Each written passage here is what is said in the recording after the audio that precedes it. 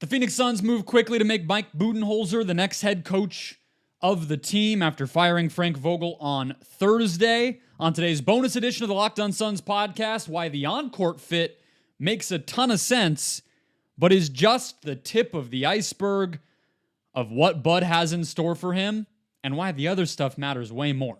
Let's go.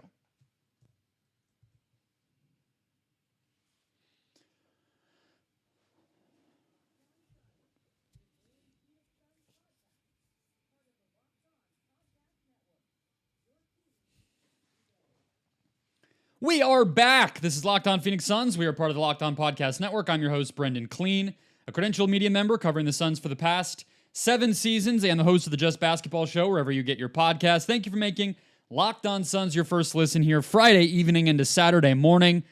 Enjoy the weekend, but there is a lot of Suns news to get to, so hit follow or subscribe if you have not already. We'll have coverage of this entire coaching situation, the introductory press conference, the assistants who will get hired, all of it, every day. Hit that button, get a new episode in your feed every single Monday through Friday and beyond throughout the offseason and into next season as the Suns keep giving us craziness. Become an everyday or get locked onto the Suns every single day. Right here with the show. All right, let's go. Today's episode, guys, is brought to you by the FanDuel Sportsbook. Make every moment more. Right now, new customers get $150 in bonus bets with any winning $5 bet. That's $150 with any winning $5 bet straight to your account. Visit FanDuel.com/lockedon to get started. Okay, so Mike Budenholzer, by all accounts, is going to be announced as the head coach of the Suns this weekend. That moved fast, right? You know, the NBA doesn't have any kind of Rooney rule and things like that as far as how coaching searches need to go, but this happens sometimes. And I can't really blame anybody, if I'm being honest, because I said all along, if you're going to fire Frank Vogel, you need to have your next guy in your back pocket. And the Suns had that. Clearly, they knew Bud would be their guy. They had interest in him back in 2019 when they hired Monty Williams. They had interest in him, or I believe actually 2018 is when the Suns wanted to hire Bud over Igor Kokoshkov. Then they had interest in him a little bit last year after he was fired by Milwaukee and they moved on from Monty Williams. Now the Arizona native from Holbrook finally gets to coach this team. We'll start with the on the court because I think that's actually the best part of this signing, and that is that's great news. I mean, the fact that a scheme for a coach who is a scheme guy, right? I mean, he was a lead assistant with the Spurs, and some of their offensive concepts went with him to Atlanta and to Milwaukee. He's been very known for the adjustments to that scheme over time, and the guys that he's gotten to another level by plugging them into that scheme, like Brook Lopez or Al Horford or on down the line. Role players like Damari Carroll and Eric Bledsoe, for that matter, who have been able to be effective. That's the good news. That's the good part of this. Offensively, what does Bud like to do?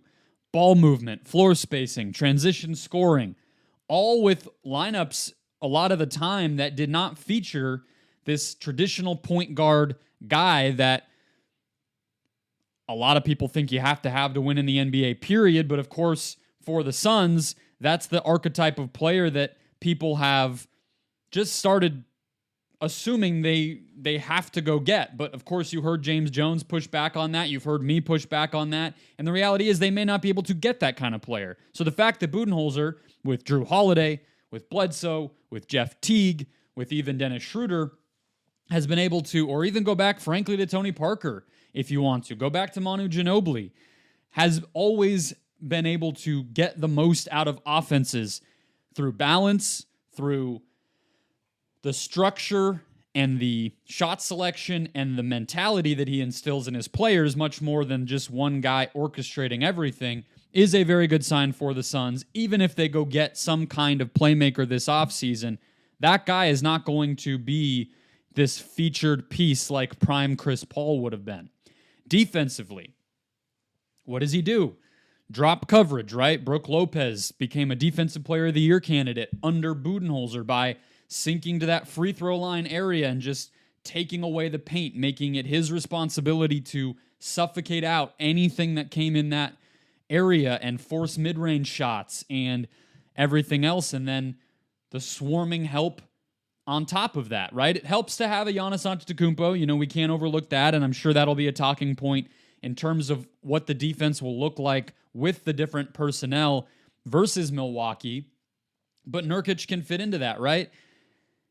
And it does a good job. That defensive profile does a great job year over year for Bud's entire coaching career of limiting corner threes, of allowing a very low opponent field goal percentage and opponent shooting efficiency, period. Not fouling. He puts size on the court in order to contest those shots and take those areas of the court away, but he doesn't want his players to gamble, right? His teams have always had low foul rates. They don't send their opponents to the free throw line. So the defense dictates what the opponent is going to do more often than not, and the offense takes advantage of what the defense is allowing more often than not. At the end of the day, that's what you want to do. That's why this guy has just piled up regular season wins and gets a great generational player like Giannis and is able to go ahead and win a championship. Those components of what he wants to do as a basketball coach on the floor fit the big three's strengths, especially on the offensive end. Ball movement, spacing. Think about in Milwaukee, right? Bud was very good about developing out the Middleton-Giannis pick and roll back when Middleton was at his peak, especially in that side pick and roll area. Okay, where are we putting Portis? Where are we putting Lopez in those situations? Are they in the dunker spot to get offensive rebounds and dump off passes, or are they in the corner to space? Who's initiating that? What action are we running ahead of time before that pick and roll between our two best offensive players happens? And then he leaves and the Bucks can't figure that out anymore, right? I mean, this whole season was about Adrian Griffin not developing the Dame and Giannis pick and roll. And then even once Doc gets there, it comes along a bit, but not enough. And then there's injuries and everything else. And Dame has one of his worst seasons. So you can bet that those three guys, Beal, Booker, and Durant, will be involved in actions together and be put into a position to score the ball. I think it could help Yusuf Nurkic, frankly, if he can rub off on Nurk in the same way that he was able to on Lopez. Now, I think Lopez is a little bit more nimble, a little bit bigger and longer, and just a better player than Nurkic. But again, a lot of the ways we assumed Vogel could help him, maybe the track record more recently with a more similar type of player could make Bud the guy to do it even at a higher level. And I think this system, this situation, ideally, health has to play a role there, but I think there's a version of this where it can be a little more stable for the younger players. Maybe if they're a little more involved in the offense, or at the very least have a more clear role as to what they need to be doing within that offense. And defensively, the matchups are more consistent and there's just more overall rules, structure, everything else. I buy that the schemes will rise the tide of this roster. I believe it. I think Budenholzer has a longer track record of winning at a high level with more types of players and, frankly, a talent disadvantage than Vogel does. That will help the Suns. I think you'll get more from everybody on the roster. I think the offense should be better. I think the defense can at least be passable like it was this year. But the off-court stuff is what did this team in this season, and it's what is going to sink or swim them this upcoming season, regardless of how much Budenholzer can improve things on the court. So we'll talk about whether Budenholzer can create a higher level of accountability with the three-star players on this team, and where the culture is coming from, and whether it's Budenholzer or the head coach at all. Coming up next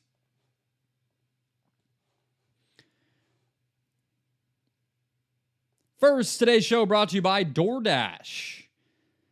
Moms are a gift, so give her the best this Mother's Day. Get gifts as thoughtful as she is with DoorDash. Select from hundreds of expertly crafted bouquets to the best of tech, to self-care essentials and more delivered right to her door. Wife and I picked something out from a beauty store. Little perfume pack for Mother's Day this weekend for, frankly, both of our moms, and ordered it on in. Didn't have time to run to the store that it was at. Showed up at the front door. Plans this weekend. Perfect timing. Get thoughtful gifts she deserves with the convenience you need. Choose same-day delivery or schedule a week ahead for when flowers and gifts should arrive to her door. You could order it for yourself or, of course, just get it delivered straight to mom with DoorDash.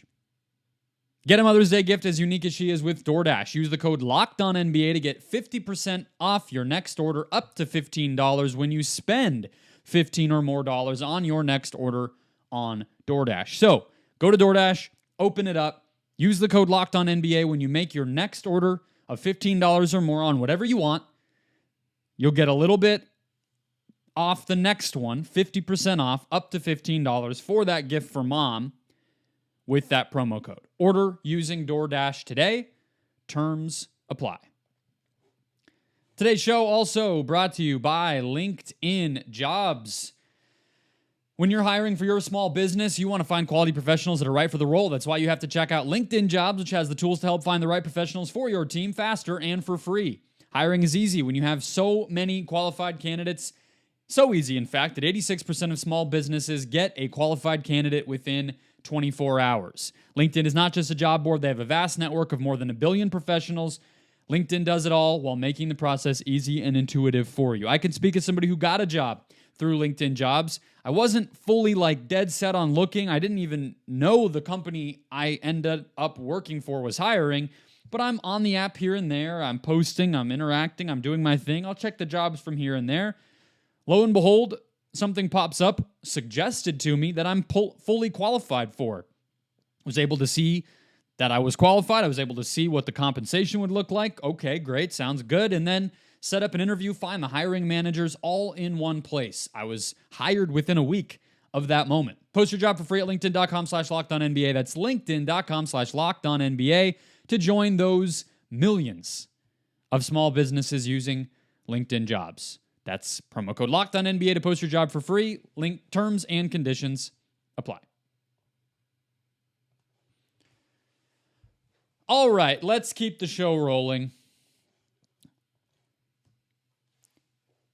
It's up to Bud to earn the trust and respect of the Suns' big three, of all the Suns players, by listening to them, taking their perspective into consideration as he fleshes out what this team is going to look like, and as the season rolls on and adjustments have to be made to what that is, supporting them to make them the best that they can be, and of course succeeding, winning, putting that into practice and having it work.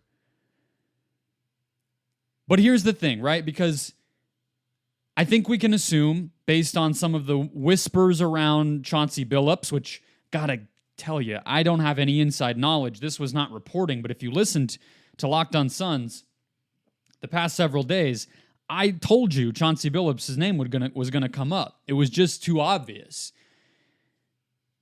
Coach, well-respected, experienced in basketball, championship pedigree as a journeyman player, and now head coaching experience, putting a decent defense into effect on a bad tanking team.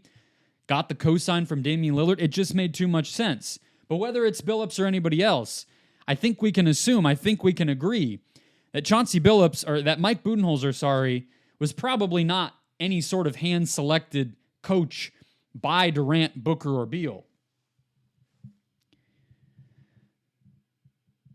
However, at a certain point, even if that's true,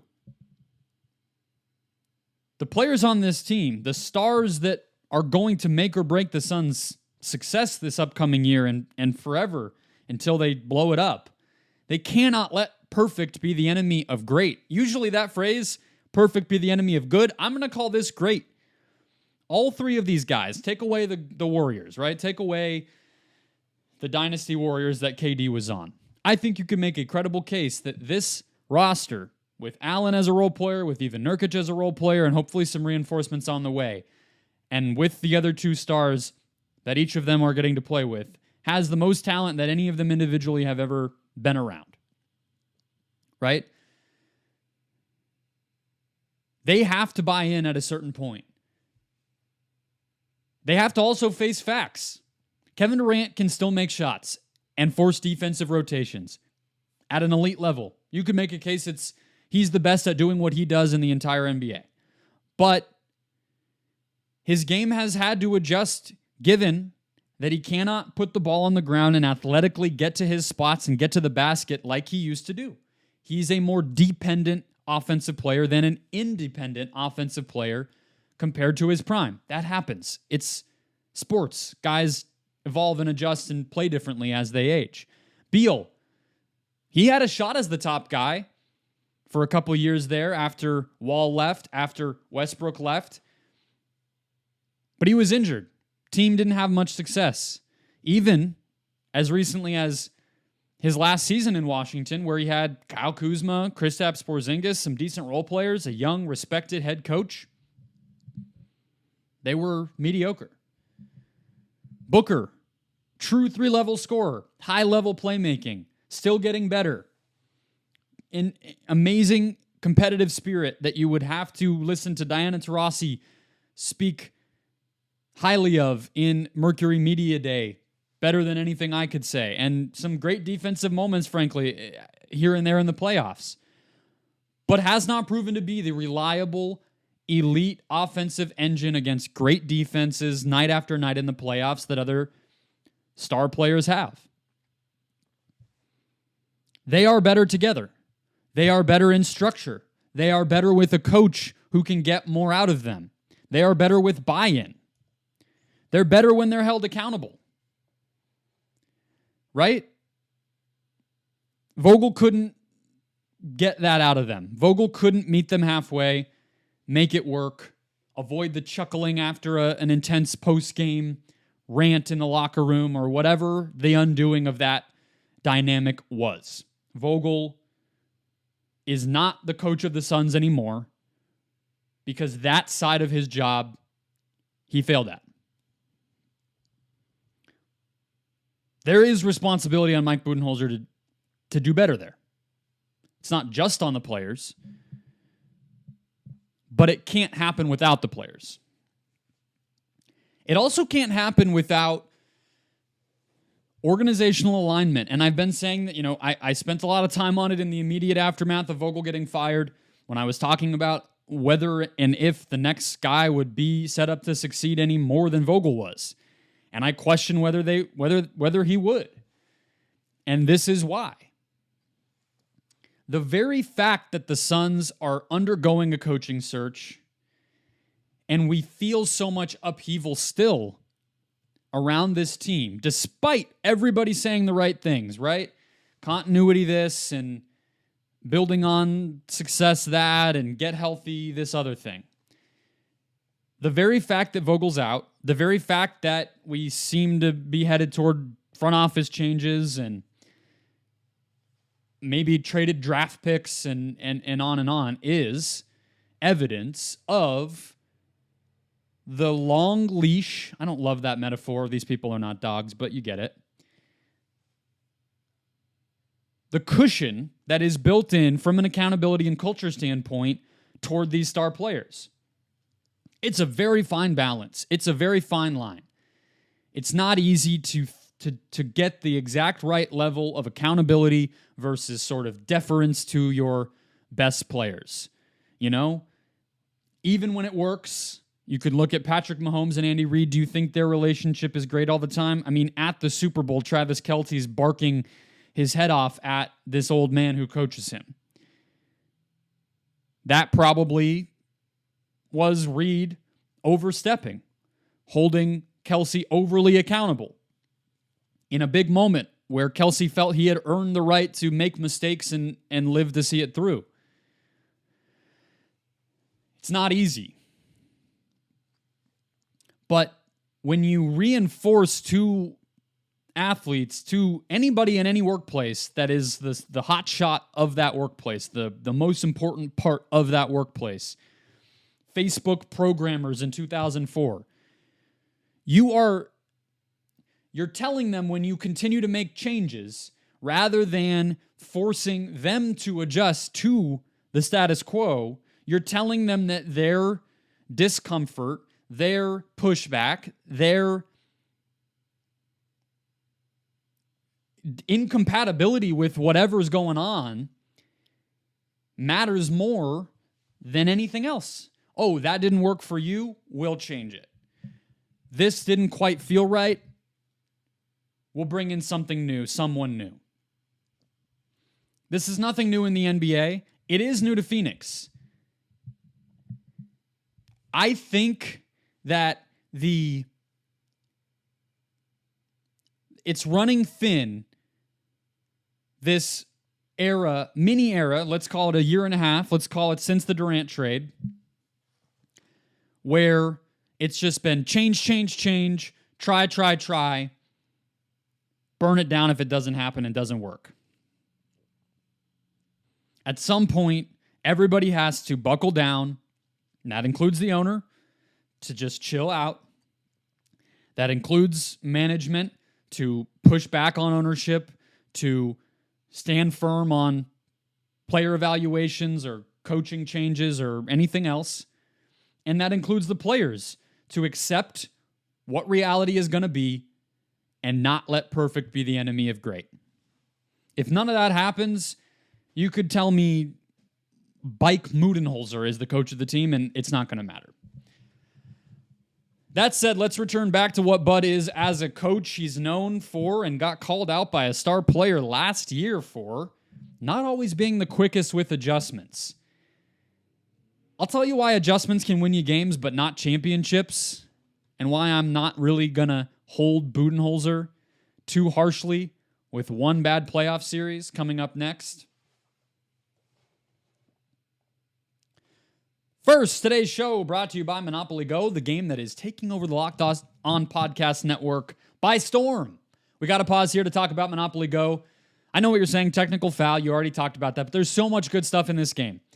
Monopoly Go, you can team up with friends for timed tournaments where you work together to build up each other's boards, winning together, unlocking awesome prizes together, including stickers, new playing pieces to travel the boards with, hilarious emojis for talking trash and taunting your friends, and more. It's the classic board game, but you can immerse yourself in it. It's constant, it's interactive, it's engaging, and you can do it with your friends. Plus, Monopoly Go feels new and exciting every day with constantly changing tournaments and challenges, including unique mini-games and more. There's always new timed events that help you win big with massive multipliers for everything you win and rent frenzies to pile up the cash. Get those bragging rights, talk a little smack. There's always something fun to discover in Monopoly Go. So get off the bench, go download it now, free on the Google Play or App Store. Game on. All right, let's close it out. So, look, Mike Budenholzer has a little bit of a reputation for a lack of playoff adjustments, okay? 2023, of course, the last playoff series that Bud coached it didn't wrap him in glory. They lose as a 1 seed to an 8 seed. Miami Heat go on to win the finals. But here's the thing. He got called out by Giannis after that for not changing the coverage on Jimmy Butler, letting Drew Holiday kind of get cooked in isolation one-on-one, leaving him on an island. You can point to, I guess, how he ran the offense at times earlier in Giannis's career during his MVP seasons, or whatever you want to look at. Is that lack of adjustments or poor play, right? Is that lack of adjustments or a roster that did not suit him, right? I think, early on, you're talking about Giannis in his early to mid-20s, kind of in the era that Luka's in right now, where he's going through trial and error. They're figuring out what kind of roster is going to be best for him. Bud is taking his lumps as a coach, actually, coaching a great player, having a real shot at a championship rather than those Hawks years where they just got shelled by LeBron every year. Sure, is that lack of adjustments or not being ready as a team to win? Was somebody else going to guard Jimmy Butler better? You look at this week, Jason Kidd in Dallas taking on the Oklahoma City Thunder, just stole a road win in Game 2 against Oklahoma City on Thursday night. Thunder go small in the second half. They go small a lot, but in particular, they take Giddey off the court, which makes it even harder for Dallas to keep its centers on the court. The Mavs don't overreact. They keep Gafford. They keep Lively out there. They don't go tiny and play OKC's game, and they win. Even think about Bud, right? Goes down 0-2 in the finals. Keeps Brook Lopez in that drop coverage despite Chris Paul raining mid-range jumpers and Book going to work. They won the finals. We only talk about adjustments when teams are outmatched. Adjustments can win you games. Habits win championships. I'll take the coach who builds habits and builds structure and builds a mentality within his players more than the guy who can flash a cool chess move in a game 3 and steal a win. So I'm not worried. If we get to a point with this Suns team where they're in a game 6 in the second round and let's say Anthony Edwards is roasting the defensive coverage that's being thrown at him, we can have that conversation. They're a long way from that. Let's get there first. The other thing about Budenholzer is he took a year away, right? His brother tragically passed away. Come to find out after the fact, during that Miami-Milwaukee series last year in the first round, people were, critical of the Bucks for parting ways with him in spite of that. I'm sure there were some personal things he needed to address with his family, just dealing with that loss. And that it probably contributed to why he wasn't really involved in many of the coaching searches last summer. But coaches often come back with new wrinkles, right? And one of the first things you heard about Budenholzer as it pertained to this Suns job is that he was already having ideas about an assistant coaching staff and some of those things. Coaches often come back with new wrinkles. He's coached for a very long time from San Antonio on to Milwaukee. He probably has some, tangential connection to a ton of bright young talent as a coach. He obviously has a connection to Darvin Ham, who just got fired with the Lakers and could come to Phoenix. I'm far from an insider, so don't take my word for it, but that would make sense. He's a very different coach now even than he was as a lead assistant for those pound the rock Tim Duncan Spurs or the flow finesse, better than the sum of its parts, everybody's an all-star Hawks. What does he do with a legitimate big three? After, like all of us, watching how teams like Boston, Dallas, Minnesota, Oklahoma City, New York have dominated with size, with athleticism, with physicality and functional strength in this kind of what feels like a new era of the NBA. That's what's won. What does Bud do differently in response? He's only 54, right? He's not some out-of-touch system guy. He still should be able to adapt, right? Like I think of Mike Brown, frankly, with the Kings, who's roughly a similar age here. And, Mike Brown had a stint got a shot as a head coach very young, just like Bud did, right? Coaches Cleveland to the finals early in LeBron's career, goes to the Lakers, ups and downs, gets fired there, finally gets to Sacramento, surrounds himself with Jordi Fernandez, who already has levied that into a new head coaching opportunity, has a roster that's much more offensively oriented, builds some defensive structure and habits, but lets things open up, plays a brisk lightning pace and leans into offense and gets coach of the year, makes the playoffs twice or playoffs once and play in the next year. Bud is in the same age range as a lot of the best coaches in the NBA still. Eric Spoelstra, Nick Nurse, Michael Malone, guys who have adapted, have evolved, have had multiple shots at being a head coach and made the best of those situations. He's younger than a more stubborn Tom Thibodeau, a more pesky when it comes to talent and younger guys and point guards and the reputation of a Rick Carlisle, or a Steve Kerr who has some of those same challenges with the young players on his roster and is very stuck to what he wants the team to play like. I'm not telling you to expect, the post-divorce dad version of Mike Budenholzer as a coach. He's going to come in with his hair slicked back and sunglasses playing, 5-out Mark Daignault basketball like the Thunder do or something. This roster doesn't suit that.